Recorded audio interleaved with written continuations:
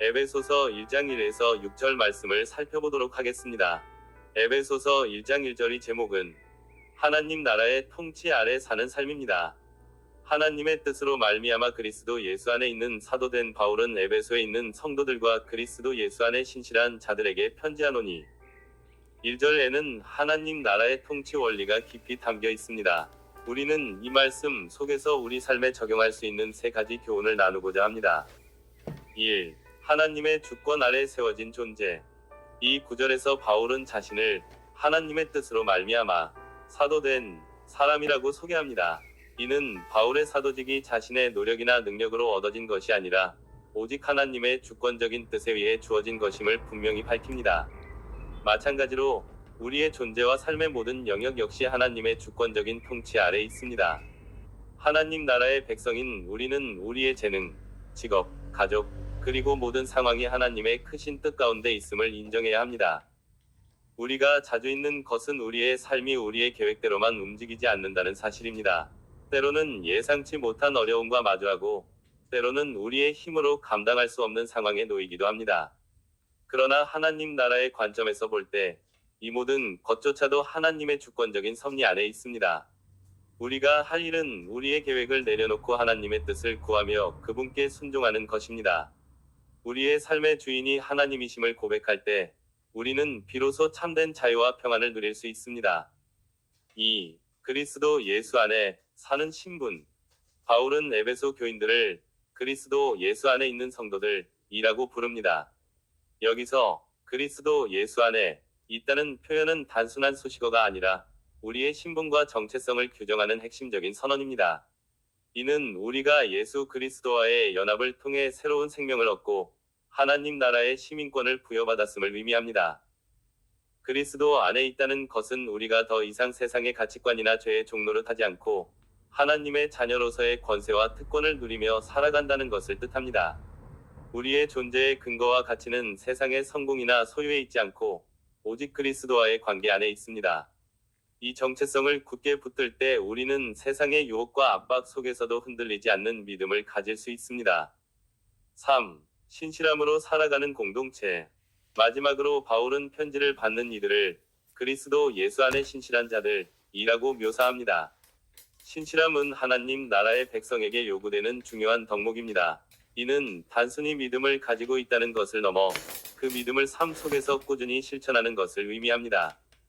신실함은 관계의 핵심입니다. 부부 관계든 친구 관계든 신뢰가 없으면 관계는 무너집니다. 하나님과의 관계도 마찬가지입니다. 하나님께서는 우리에게 신실하시며 그의 약속을 반드시 지키십니다. 그렇기에 우리도 그분의 신실하심에 응답하여 우리의 삶을 통해 그분께 신실함을 보여드려야 합니다. 그리스도를 향한 신실함은 우리의 일상 속에서 정직하고 성실하며 사랑을 실천하는 모습으로 나타납니다.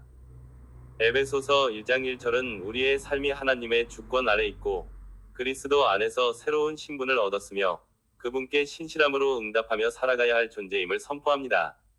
하나님의 통치 아래 살아가는 삶은 결코 쉬운 길이 아닐 수 있습니다. 그러나 이 진리를 붙들고 나아갈 때 우리는 세상이 줄 수 없는 참된 기쁨과 평안을 누릴 수 있습니다.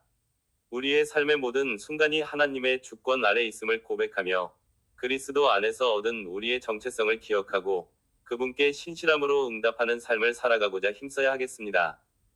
에베소서 1장 2절의 제목은 하나님의 은혜와 평강입니다.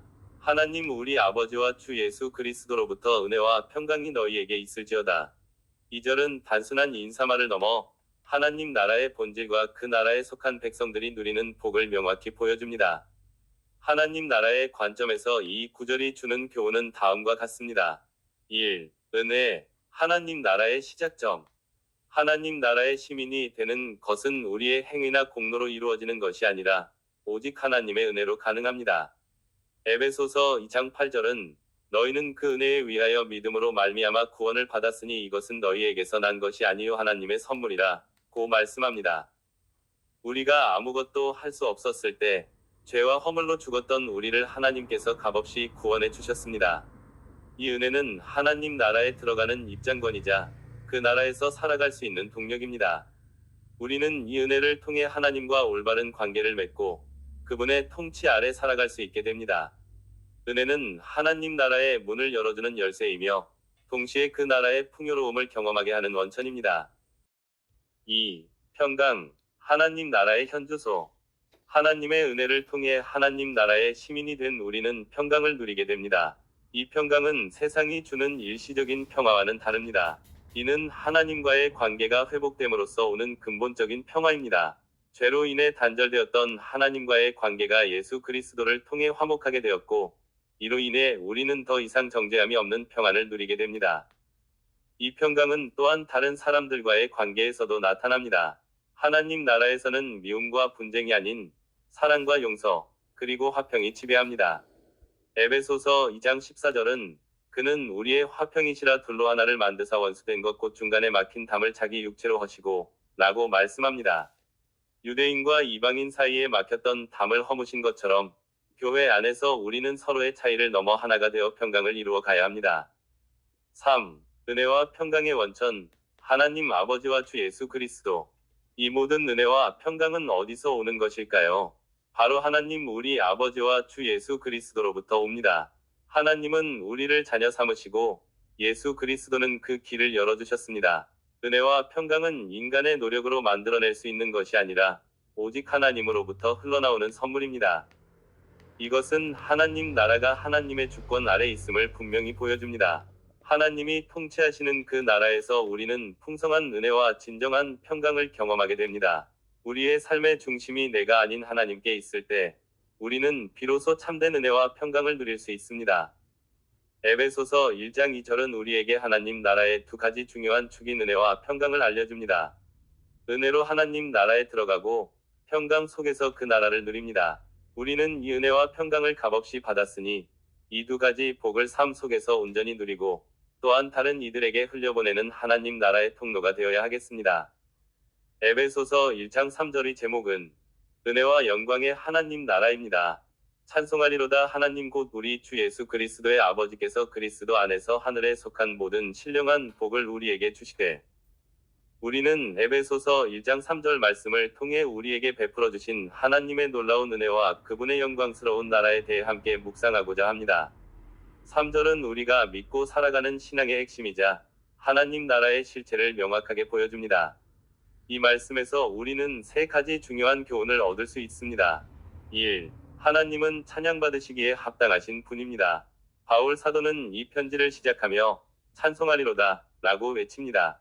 이는 단순히 습관적인 감탄사가 아니라 하나님의 놀라운 은혜에 대한 깊은 경외와 감격의 표현입니다. 하나님은 우리에게 하늘에 속한 모든 신령한 복을 주셨기 때문입니다. 이 복들은 세상의 부귀영화나 일시적인 행복과는 비교할 수 없는 영원하고 신령한 복입니다. 이 복은 바로 그리스도 안에서 우리에게 주어졌습니다. 이는 우리가 그리스도와의 연합을 통해 하나님의 자녀가 되었고 그분의 나라에 속하게 되었음을 의미합니다. 하나님 나라는 단순히 미래에 임할 어떤 장소가 아니라 바로 지금 우리가 그리스도 안에서 누리는 영적인 실제입니다. 우리가 예수 그리스도를 구주로 고백하는 순간 우리는 이미 하나님의 통치 아래로 들어왔으며 그분의 다스림을 받는 백성이 되었습니다. 그러므로 우리는 이 세상의 복을 좇는 대신 이미 우리에게 주어진 신령한 복을 깨닫고 하나님을 찬양해야 합니다. 우리의 삶의 모든 순간, 즉 기쁠 때나 슬플 때나 성공할 때나 실패할 때나 우리는 하나님의 주권과 그분의 은혜를 인정하며 찬송하리로다 라고 고백해야 합니다. 2. 모든 복은 그리스도 안에서만 주어집니다. 이 구절에서 가장 중요한 구절은 그리스도 안에서 라는 표현입니다. 이는 모든 신령한 복의 근원이 예수 그리스도이심을 분명히 밝힙니다. 우리는 우리의 노력이나 행위로 복을 받는 것이 아니라 오직 예수 그리스도의 십자가 대속과 부활을 통해서만 이 복을 누릴 수 있습니다. 하나님 나라는 그리스도를 머리로 하는 공동체입니다. 그리스도 없이는 하나님 나라에 들어갈 수 없으며 그분의 복을 누릴 수도 없습니다. 마치 가지가 포도나무에 붙어 있어야만 열매를 맺을 수 있듯이 우리는 그리스도 안에 거할 때에만 하나님의 생명과 복을 경험할 수 있습니다. 그렇다면 그리스도 안에 거한다는 것은 무엇을 의미할까요? 그것은 그리스도의 말씀을 듣고 순종하며 그분의 뜻을 따라 살아가는 것을 의미합니다. 또한 성령의 인도하심을 따라 사랑과 희생의 삶을 실천하며 그분의 성품을 닮아가는 것을 의미합니다. 우리가 그리스도 안에서 살아갈 때 우리의 삶은 하나님 나라의 가치와 원리로 변화됩니다. 세상의 기준이 아닌 하나님의 기준으로 세상을 바라보게 되고 이웃을 사랑하며 섬기는 삶을 살게 됩니다. 이것이 바로 하나님 나라 백성의 삶의 모습입니다. 3. 하늘에 속한 신령한 복은 지금 우리에게 주어졌습니다. 바울은 이 복이 하늘에 속한 것이라고 말합니다. 이는 이 복이 영적인 차원의 복이며 또한 그 기원이 하나님께 있음을 강조합니다. 또한 중요한 점은 이 복이 주어졌다는 완료형 시제입니다. 이는 이 복이 미래에 주어질 것이 아니라 이미 우리에게 선물로 주어졌음을 의미합니다. 우리는 흔히 하나님 나라를 미래에 우리가 들어갈 천국으로만 생각합니다. 물론 그것은 사실이지만 하나님 나라는 또한 이미 우리 가운데 임하여 있는 현실입니다. 예수님께서 하나님의 나라는 너희 안에 있느니라 고 말씀하신 것처럼 하나님 나라는 우리가 그리스도를 영접하는 순간 우리 마음속에 시작됩니다. 그러므로 우리는 미래의 천국을 소망하며 살아갈 뿐만 아니라 지금 여기서 하나님 나라의 가치를 실현하며 살아가야 합니다. 즉, 용서와 사랑, 정의와 평화를 실천하며 소외된 이웃을 섬기고 하나님의 창조 질서를 회복하는 일에 동참해야 합니다. 우리는 이미 하늘에 속한 모든 신령한 복을 받은 존재입니다. 이 놀라운 사실을 기억하며 우리에게 이 복을 주신 하나님을 찬양합시다. 그리고 그리스도 안에서 하나님 나라의 백성답게 이 세상에 하나님의 통치를 선포하며 살아가는 복된 삶을 살아가시기를 소망합니다. 에베소서 1장 4절의 제목은 하나님의 영원한 선택, 거룩한 왕국 시민으로의 부르심입니다. 곧 창세 전에 그리스도 안에서 우리를 택하사 우리로 사랑 안에서 그 앞에 거룩하고 흠이 없게 하시려고. 우리는 우리의 정체성에 대한 가장 근본적인 질문 앞에 서 있습니다. 나는 누구인가? 우리는 종종 우리의 직업, 소유, 혹은 관계를 통해 자신을 정의하려 합니다. 그러나 성경은 우리의 정체성이 세상의 기준이 아닌 하나님의 영원한 계획에서 시작된다고 선포합니다. 오늘 우리가 함께 나눌 말씀, 에베소서 1장 4절은 이 위대한 진리를 압축하여 보여줍니다. 이 말씀은 하나님의 나라 관점에서 볼 때 우리가 세상에 발을 딛기 훨씬 전부터 이미 하나님의 영원한 왕국의 시민으로 선택되었음을 알려줍니다. 이 놀라운 진리를 통해 우리는 세 가지 중요한 교훈을 얻을 수 있습니다. 1. 영원한 계획 안에 있는 선택. 첫째, 우리는 선택받은 존재입니다. 말씀은 창세전에 그리스도 안에서 우리를 택하사 라고 말합니다. 여기서 창세전이라는 시간적 개념에 주목하십시오. 이는 하나님께서 이 세상을 창조하시기 전부터 인류의 역사가 시작되기도 전에 이미 우리를 당신의 백성으로 정하셨다는 뜻입니다. 이것은 무엇을 의미할까요? 이는 우리의 구원이 우연이나 우리의 노력에 달려있지 않다는 것을 선포합니다. 우리의 시민권은 우리가 태어나서 무엇인가를 잘해서 얻은 것이 아닙니다. 마치 한 나라의 왕이 나라를 세우기 전부터 충성스러운 백성들을 미리 정하신 것과 같습니다. 우리는 하나님의 영원한 왕국에서 태어난 것이 아니라 그 왕국으로 초대받은 것을 넘어 선택받은 왕국의 시민입니다. 이 진리는 우리에게 흔들리지 않는 정체성의 안정감을 줍니다. 세상이 우리를 인정하지 않거나 우리가 스스로를 부족하다고 느낄 때도 우리는 기억해야 합니다. 나는 창세 전부터 하나님의 영원한 계획 안에 있었던 존재다. 나는 하나님의 나라의 시민으로 미리 정해진 자다. 우리의 가치는 우리의 능력이 아니라 우리를 선택하신 하나님의 주권과 사랑에 있습니다. 2. 왕의 성품을 닮아가는 거룩함.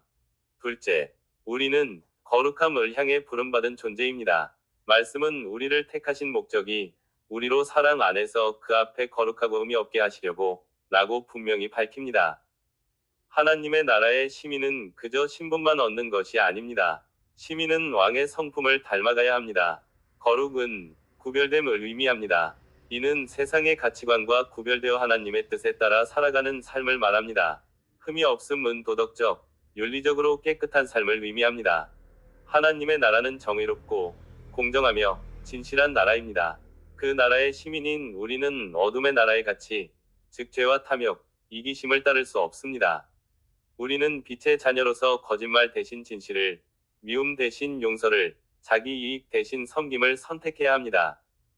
왕의 대사가 자기 나라의 명예를 걸고 품위 있게 행동하듯 우리는 이 땅에서 하나님의 나라의 대사입니다. 우리의 말과 행동, 생각 하나하나가 하나님의 왕국을 세상에 보여주는 증거가 됩니다. 우리가 거룩하게 살아갈 때 세상은 비로소 하나님의 나라가 이 땅에 임했구나 라고 깨닫게 될 것입니다. 3. 왕국을 움직이는 사랑. 마지막으로 이 모든 과정은 사랑 안에서 이루어집니다. 말씀은 사랑 안에서 그 앞에 거룩하고 흠이 없게 하시려고 라고 말합니다. 여기서 사랑은 우리의 거룩함이 형식적인 종교 생활이나 율법주의가 아니라 하나님을 향한 깊은 사랑의 동기에서 비롯되어야 함을 가르쳐 줍니다. 하나님께서 우리를 택하신 동기가 바로 사랑입니다. 그분은 우리를 의무감으로 택하신 것이 아니라 사랑하셨기 때문에 택하셨습니다. 따라서 우리의 거룩한 삶 또한 그 사랑에 대한 응답이어야 합니다. 거룩함은 자기 자랑을 위한 것이 아니라 왕이신 하나님을 기쁘시게 하기 위한 사랑의 행위입니다.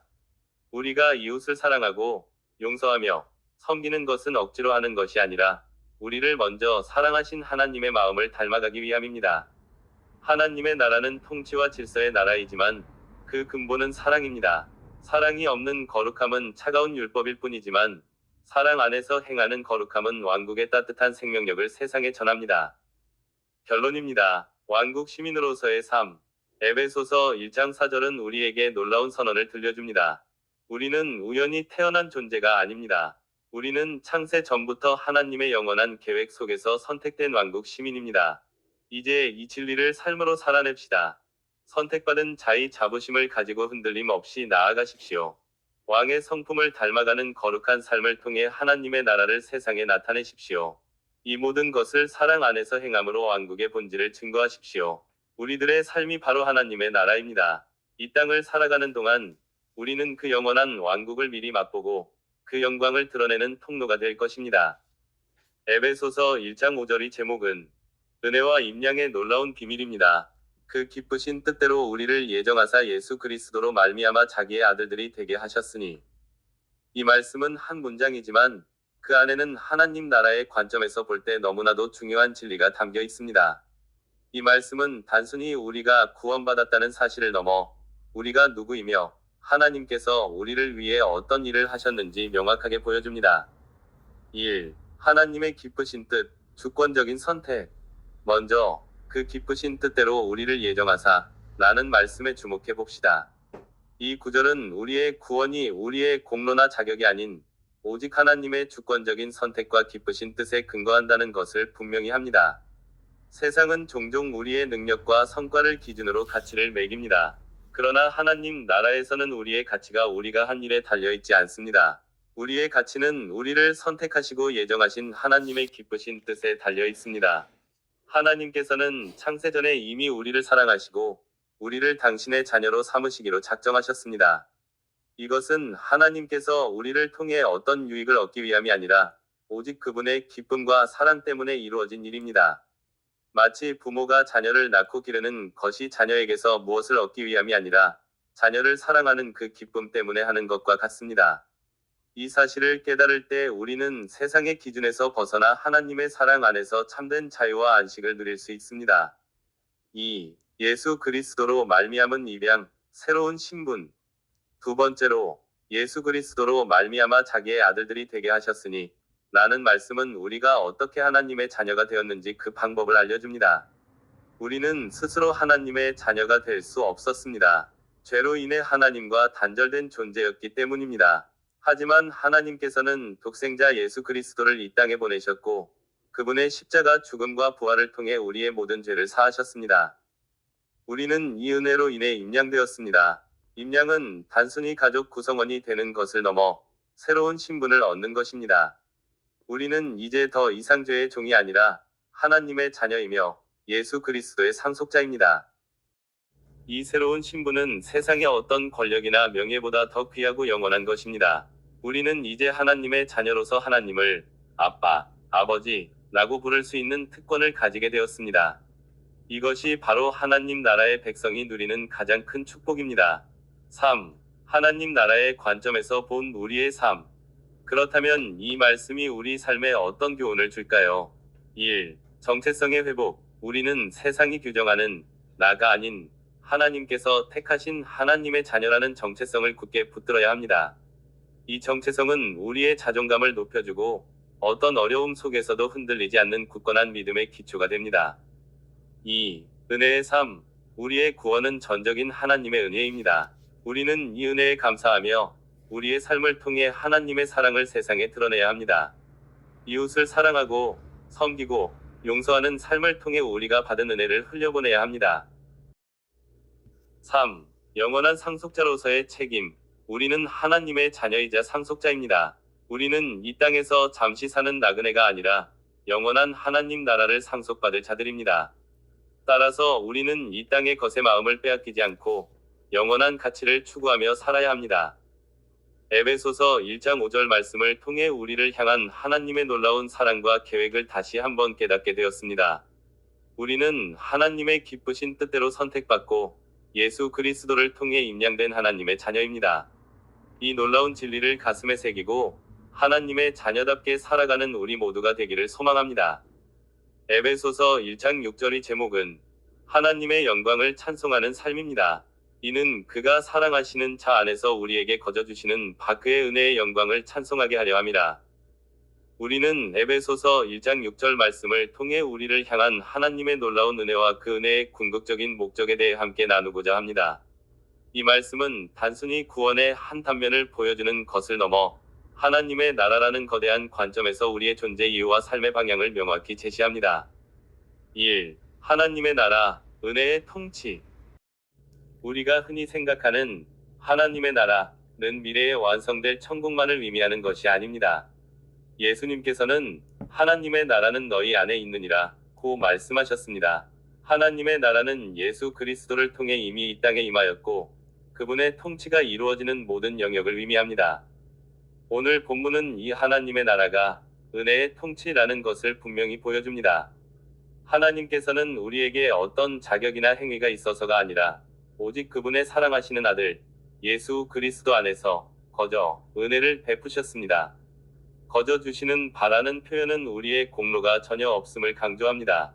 이는 마치 왕이 아무런 조건 없이 백성에게 가장 귀한 보물을 선물하는 것과 같습니다.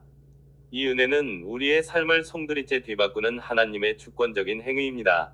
2. 구원. 하나님의 은혜로 누리는 시민권. 우리가 하나님의 은혜로 구원받았다는 것은 단순히 지옥 형벌에서 벗어난다는 소극적인 의미를 넘어섭니다. 이는 하나님의 나라의 시민권을 얻었다는 적극적이고 능동적인 의미를 지닙니다. 죄와 사망의 권세 아래 있던 우리는 이제 빛과 생명의 나라로 옮겨졌습니다. 시민권은 권리와 의무를 동반합니다. 하나님의 나라의 시민으로서 우리는 하나님을 아버지라 부를 수 있는 특권을 누립니다. 동시에 우리는 그분의 통치에 순종하고 그분의 뜻을 따를 의무를 가집니다. 이 시민권은 우리의 정체성을 완전히 새롭게 합니다. 우리는 더 이상 세상의 가치관이나 욕망에 휘둘리는 존재가 아니라 하나님의 나라의 질서와 가치를 따라 살아가는 존재가 된 것입니다. 3. 우리의 삶의 목적, 하나님의 영광을 찬송하는 것. 이제 오늘 말씀의 핵심 교훈입니다. 하나님께서 우리에게 이 놀라운 은혜와 시민권을 주신 궁극적인 목적은 무엇입니까? 바로 그의 은혜의 영광을 찬송하게 하려 함이라 입니다. 우리의 구원과 삶은 우리 자신의 유익이나 만족을 위한 것이 아닙니다. 그 모든 것의 최종 목표는 하나님의 영광입니다. 마치 멋진 작품을 만든 화가가 자신의 작품을 통해 영광을 받듯이 하나님께서는 당신의 은혜로 새롭게 된 우리를 통해 영광을 받으십니다. 그렇다면 우리는 어떻게 하나님의 영광을 찬송할 수 있을까요? 1. 입술의 찬양, 예배의 자리에서 삶의 모든 순간에 하나님을 높이는 찬양을 드립니다. 2. 삶의 증거, 우리의 삶 자체가 하나님의 은혜를 증거하는 도구가 되어야 합니다. 정직하고 사랑하며 겸손한 삶을 통해 세상이 저 사람에게는 뭔가 특별한 것이 있어 라고 느끼게 하는 것입니다. 우리의 선한 행실을 통해 사람들이 하나님 아버지께 영광을 돌리게 됩니다. 3. 하나님의 나라 확장. 우리는 하나님의 나라의 시민으로서 이 땅에 하나님의 통치를 확장하는 사명을 받았습니다. 복음을 전하고 이웃을 섬기며 불의에 맞서 정의를 실천하는 모든 행위가 바로 하나님의 영광을 찬송하는 행위입니다. 우리의 삶은 목적 없는 방황이 아닙니다. 우리는 하나님의 영광을 찬송하기 위해, 즉 그분의 은혜를 세상에 드러내기 위해 존재합니다. 매일의 삶 속에서 하나님의 은혜를 깊이 묵상하고 그 은혜에 합당한 삶을 살아감으로 하나님의 영광을 온전히 드러내는 저와 여러분이 되기를 소망합니다. 아멘. 기도. 사랑과 은혜가 풍성하신 하나님 아버지. 에베소서 1장 1절에서 6절의 말씀을 통해 저희에게 허락하신 놀라운 은혜에 감사드립니다. 저희가 세상의 죄악과 허물로 죽었던 존재였음에도 불구하고 하나님께서는 당신의 거룩한 뜻과 기쁘신 계획을 따라 저희를 그리스도 안에서 선택해 주셨습니다. 창세 전에 저희를 택하시고 그리스도 예수 안에서 하늘에 속한 모든 신령한 복을 주시어 흠없고 거룩한 존재로 살게 하신 그 크신 사랑과 은혜의 진심으로 감사드립니다. 또한 저희를 예수 그리스도를 통해 당신의 자녀로 삼아주시고 당신의 영광과 은혜를 찬송하게 하신 것에 감사드립니다. 측량할 수 없는 은혜를 받은 저희가 오직 주님의 영광을 위해 살게 하옵소서. 이 모든 놀라운 축복을 베풀어 주신 하나님 아버지께 찬양과 영광을 돌립니다. 자비로우신 하나님 아버지, 에베소서 1장 말씀이 주는 교훈을 따라 저희가 하나님 나라의 백성으로서 합당하게 살아가도록 도우심을 구합니다. 저희가 이미 그리스도 안에서 선택받은 존재임을 항상 기억하게 하시고 세상의 유혹과 죄악에 흔들리지 않도록 저희의 믿음을 굳건하게 붙들어 주시옵소서. 저희의 삶 속에서 하나님께서 저희를 향해 가지신 거룩한 뜻이 이루어지게 하시고 세상 속에서 그리스도의 향기를 드러내는 빛과 소금의 역할을 잘 감당하게 하여 주시옵소서. 저희가 받은 신령한 복이 얼마나 큰지 깨달아 겸손한 마음으로 주님의 은혜를 이웃과 나누게 하시고 주님의 자녀로서 서로 사랑하며 섬기는 공동체, 곧 하나님 나라의 모형이 되는 교회를 세워나가게 하옵소서. 저희의 삶이 오직 하나님의 영광을 위한 찬송이 되게 하시고 이 모든 것을 가능하게 하시는 성령님의 인도하심을 따라 살아가게 하옵소서. 이 모든 기도를 저희를 구원하신 예수 그리스도의 이름으로 간절히 기도드립니다. 아멘.